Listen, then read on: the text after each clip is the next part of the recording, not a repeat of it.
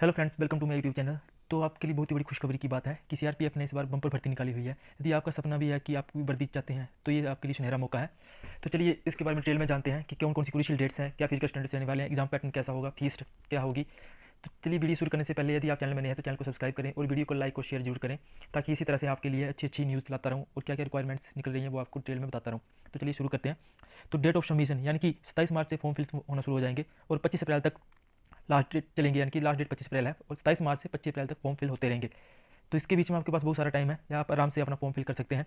Release of admit card for computer based test, यानी कि admit card आपके 20 जून और 25 जून के बीच में आएंगे। यानी कि टेंटेटिव है लेकिन मोस्ट प्रोबेबली आ जाएंगे 20 जून से लेकर 25 जून के बीच बीच में।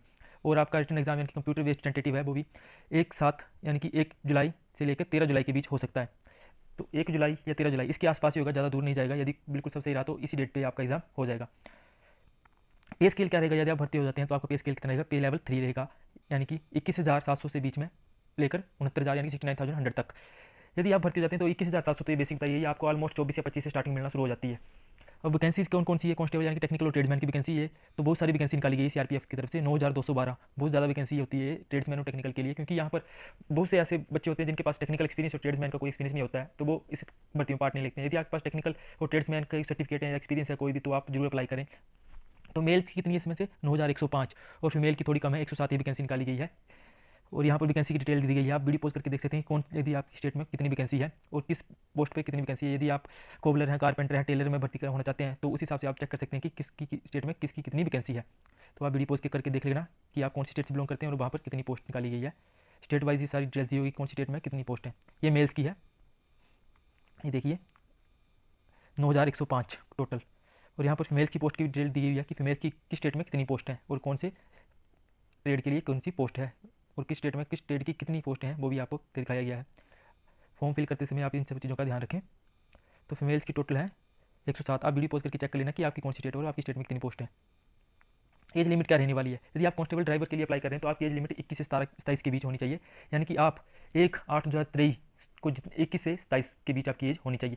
तो candidate should not have been born earlier than August 1996, यानी कि आपका जन्म 2 अगस्त 1996 से पहले नहीं होना चाहिए और 1 अगस्त 2002 के बाद का नहीं होना चाहिए। यदि आपकी डेट ऑफ बर्थ 2 अगस्त 1996 और 1 अगस्त 2002 के बीच में आती है तो आप कांस्टेबल ड्राइवर को अप्लाई करने के लिए एलिजिबल है। वहीं कांस्टेबल एमएमबी कोबलर यानी कि ट्रेड्समैन की जो है उसके लिए एज लिमिट क्या रहने वाली है, 18 से 23। तो यदि आप 2 अगस्त 2000 से पहले आपका जन्म हुआ है तो आप इसके लिए एलिजिबल नहीं है, और आपका यदि 1 अगस्त 2005 के बाद इसका आपका जन्म हुआ तो आप इस पोस्ट के लिए एलिजिबल नहीं है। यानी कि आपका जन्म 2 अगस्त 2000 और 1 अगस्त 2005 के बीच में हुआ है तो आप इस पोस्ट के लिए अप्लाई कर सकते हैं। ये था जनरल के लिए। इसके अलावा कैटेगरी के लिए आप एज में थोड़ी इलेक्शन दी जाती है। यदि आप SC/ST हैं तो आपको 5 साल की इलेक्शन मिलेगी, यदि आप OBC हैं तो 3 साल की, एक्स सर्विस मैन है तो आपको 3 साल after deduction of military service. और बाकी ये जो भी है, यदि आप किसी कैटेगरी से बिलोंग करते हो तो आप चेक कर सकते हैं कि आपको कितनी इलेक्शन मिल रही है। जो जरूरी था वो मैंने आपको बता दिया।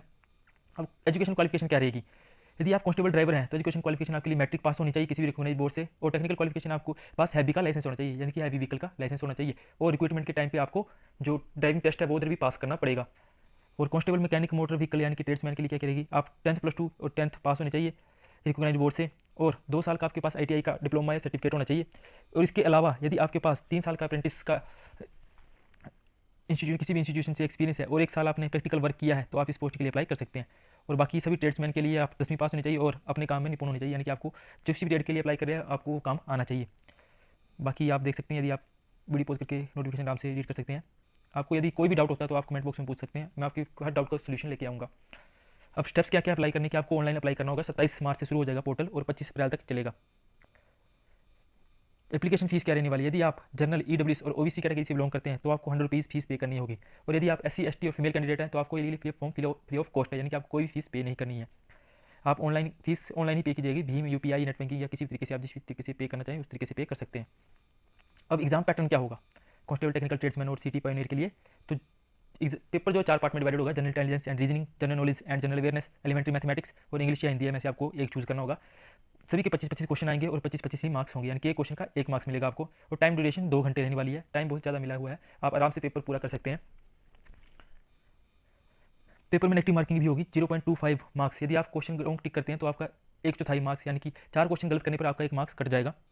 अब ये सिलेबस क्या क्या रहने वाला है ये आप वीडियो पोस्ट करके देख लेना। जनरल इंटेलिजेंस और रीजनिंग का सिलेबस है, आप वीडियो पोस्ट करके रीड कर लेना कौन कौन से टॉपिक पूछे जाएंगे, जनरलॉजी में कौन कौन से टॉपिक पूछे जाएंगे, एलिमेंट्री मैथमेटिक्स में क्या क्या टॉपिक्स हैं, और इंग्लिश या हिंदी में क्या क्या टॉपिक्स हैं। चलिए अब फिजिकल स्टैंडर्ड्स की बात कर लेते हैं कि शारीरिक मापदंड क्या क्या रहने वाला है। तो मेल्स के लिए जो जनरल कैटेगरी के स्टूडेंट्स हैं उनके लिए 170 सेंटीमीटर हाइट होनी चाहिए मिनिमम, और फीमेल कैंडिडेट के लिए 157 सेंटीमीटर यानी कि 157 सेंटीमीटर हाइट रहनी चाहिए।